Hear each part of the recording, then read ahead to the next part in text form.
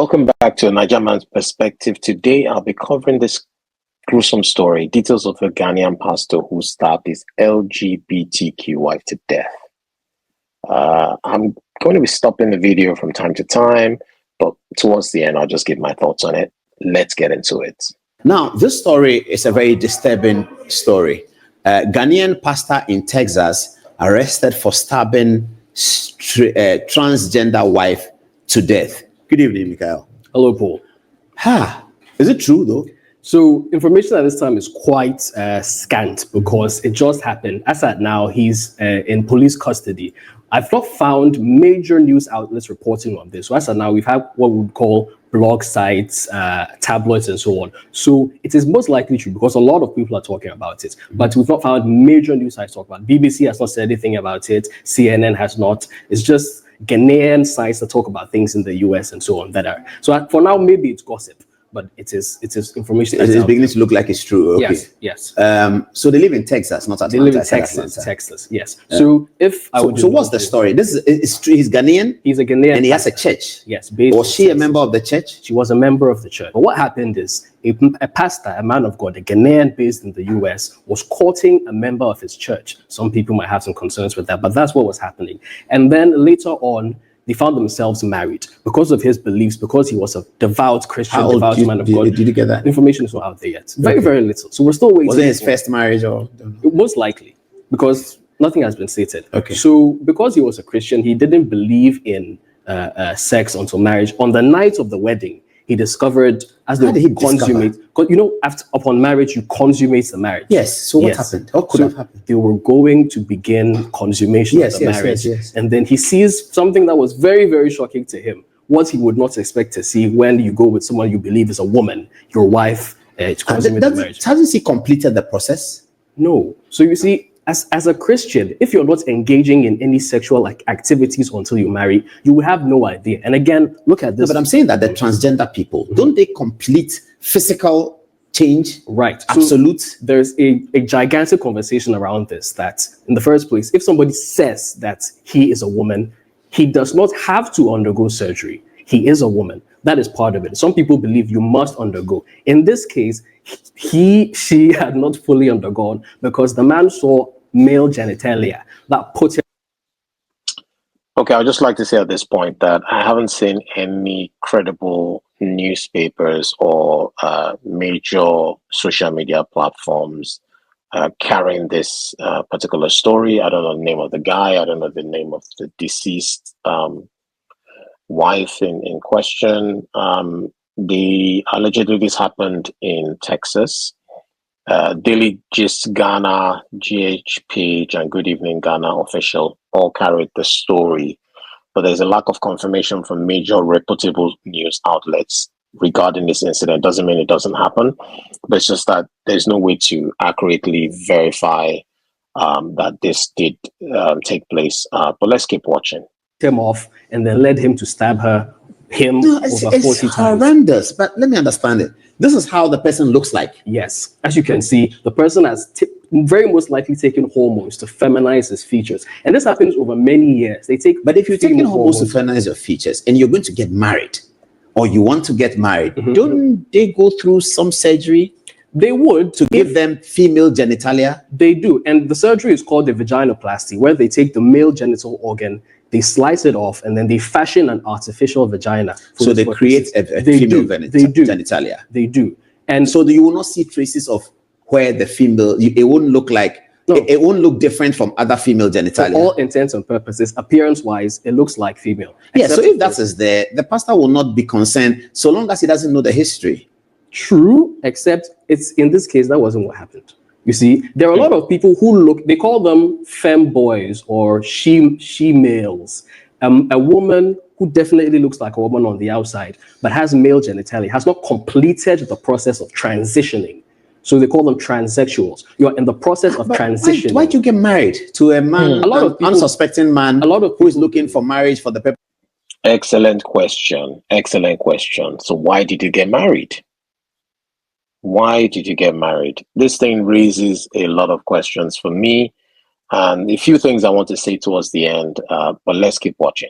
Purpose of procreating and all that. a lot of people believe they're entitled to do that. Entitled? Once you identify as a woman, Entitled. obviously you're a woman. If a man says he's heterosexual and you are a woman by your own proclamation, he should find you attractive enough to marry. There's a gigantic. But if this is a young man, as he appears in the photograph, Yes. and he's looking to start a family, and you know that you cannot procreate in the circumstance, as we are hearing, she cannot procreate. True. So, well, this Is she Ghanaian as well, though? we don't have that information yet.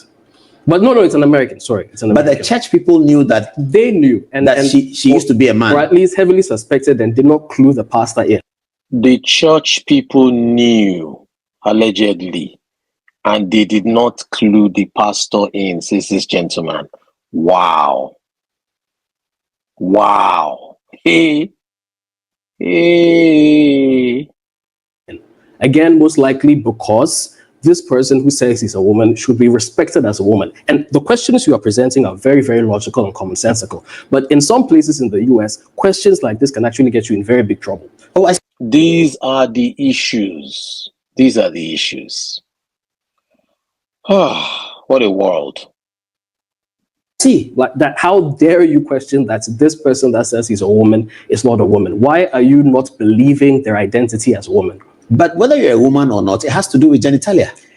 The conversation has evolved beyond that, at least in the United States. In Ghana, definitely not. It is still very binary. In the US, you have instances like they say, her male organ, his female organ. It happens a lot in many cases. And so, for us, maybe they say we're behind because the fact that he says he's a woman is enough. Maybe you want to have children, but then you can explore surrogacy, you can explore adoption. There's so many opportunities, technology has advanced, so it's very, very possible. Now, along these lines, I want us to engage in a very brief activity. I want you to tell me something. What do you think of, how attractive would you find these individuals? Wow, that's a good question. I like the middle one. They're very, very attractive. Yes. I would say very, very beautiful ladies. Yes. I want to inform you, Paul, that these are all men. They are men? All of them are men. By genitalia? Yes, Whoa. all men. But do they still hold the male genitalia? Whoa. These are all men. Actually, this one looks a bit manly. This one looks a bit manly. Hey. Now, wow. Hey. God help us. God have mercy upon us.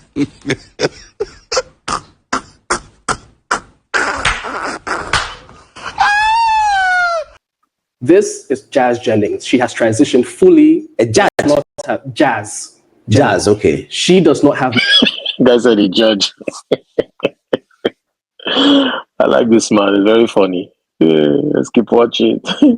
male genitalia. This is Kim Petras, a famous musician, also does not have. This is Hunter Schafer. For this, I'm not clear. So I want you to see how. So she does not have male genitalia? No. This woman? No, does not. Her? Transitioned very early She in has life. male genitalia? No, has female. Oh, she has female genitalia. Yes. Okay. Very, very By young. surgery. Yes, very, very young. As a little boy. So it won't indicate to anyone that she used to be a man. For all intents and purposes. But that's what I thought that this person who's been unfortunately stabbed would have done. No. What about this? Because not every, this is Kim Petras, also fully transitioned. Used to be a man, now a woman. Hunter Schafer is an actress or actor, depending on how you see it. So do you have her former photographs of being I male? do, in fact. Okay. So this is Jazz Jennings. This is him as a little boy. Now, people are a bit critical about his story because it was his mother that was very, very big proponent of this, pushing him. And so they say that his mother pushed him into this. And now he is a woman and this is his life. And one of the problems with the vaginoplasty, this surgery, is that you constantly have to be going through certain procedures. Otherwise, you might get infection, you might get sick over time. So this surgery that you take to transition from a man fully to a woman is not perfect. It is not. You need to constantly, they call it dilating, to constantly treat it or it will become infected. It's a wound. It looks like the female genitalia, but it's not. Yeah, this is heavy. Also, we have, this is Kim. The guy said this is heavy. Okay, so let me just give my thoughts. The full video I'll put in the description down below. This tragic and controversial story, if it is true, it presents a lot of reflections for society, especially when you're looking at it through different lenses. There's the identity angle, there's honesty, there's religion, there's emotional health. So going to the first thing, importance of transparency in relationships, things like gender history or sexual orientation has to be put out there. It's vital in intimate relationships. You have to be open because, you know, it can lead to extreme emotional reactions. This doesn't excuse violence, by the way. I'm just highlighting the need for mutual honesty and trust. And then, you know, people also need better emotional coping mechanisms and psychological support when dealing with these kinds of things. So why did he unalive her? Why did he do what he did? Allegedly, if this story is true, is violence the answer? No, violence is not the answer. There is, you know, this case kind of like exposes how deeply ingrained religious beliefs can conflict with sexual and gender identity. So for religious leaders especially, internal conflict can be very intense if they feel their beliefs are betrayed. So he might not have been able to live with himself, but that is not an excuse for violence. Like I said, it's not an excuse for violence. But this is a sensational story, hasn't been verified yet. But a few newspapers carried it in Ghana, and that's why I'm doing this particular video. But there has to be more public education around things like this. Maybe they need to show birth certificates before you marry. Where's your original birth certificate? Because this, for me, is absolutely ridiculous. It's absolutely ridiculous. Then I know this story allegedly happened in the US, but still being Ghanaians, even though they're in the US, certain Ghanaians, it's, you know, it's a no-no. It's not just that this Ghanaian pastor discovered that their partner, their spouse is trans, but there's a spiritual effect on that particular human being and probably a social identity collapse. But to hear from that gentleman to say that even members of the church knew, that's absolutely shocking.